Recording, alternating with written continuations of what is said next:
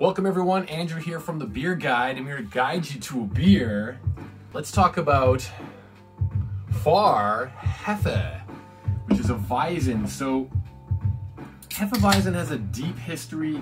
You could trace it back to around the 1400s. Weizen, of course, in German meaning wheat. Now, wheat's been controlled by various laws and controlling interests.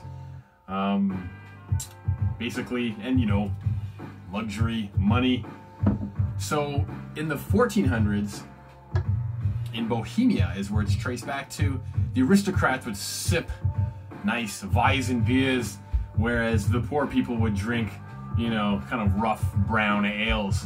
It made its way to Bavaria in the 1500s, and as you know, there's a law called Reinheitsgebot, and it restricted what you could brew with. It was a German purity law. They wanted to keep beer a certain way, certain ingredients, but also it ensured that bakers still had wheat, so that people could eat bread, of course.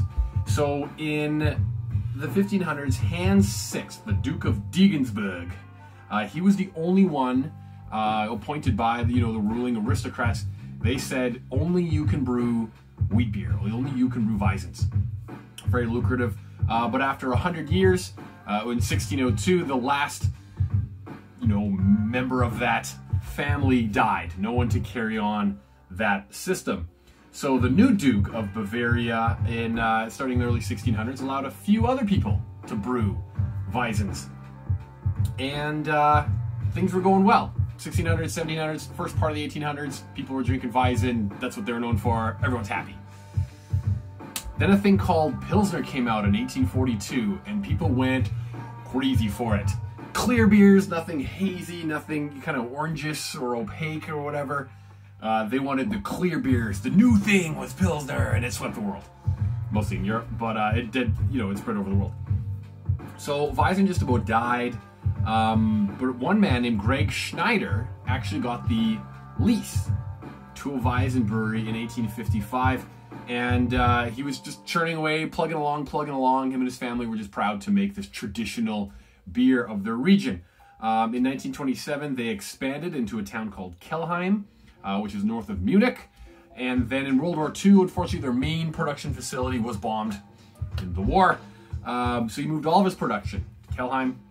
And in the 60s, only about 3% of the German beer market was wheat beer, Weizens.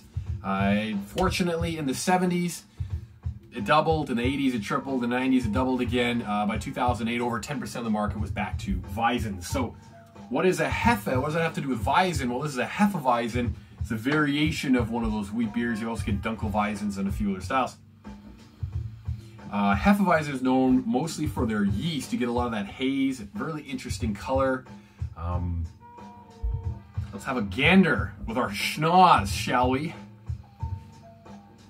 It's like you get a banana note, but it's bright. It's it just smells like I want to drink this a lot.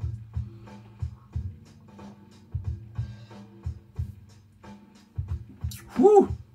So they're known for their high carbonation, lots of prickly bubbles, especially as a first beer of the day. It's just like boom, it'll wake you up. Designed to be very refreshing, nice dry finish. Again, that yeast gives you these there's a spiciness and a complexity and a light fruitiness. It's designed to be in the sunshine.